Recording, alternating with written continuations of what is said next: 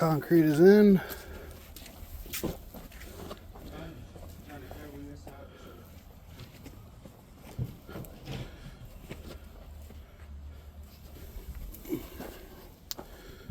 All 6 of our holes and piers are encased in concrete.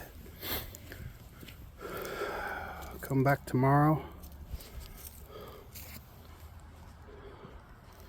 Hopefully no rain.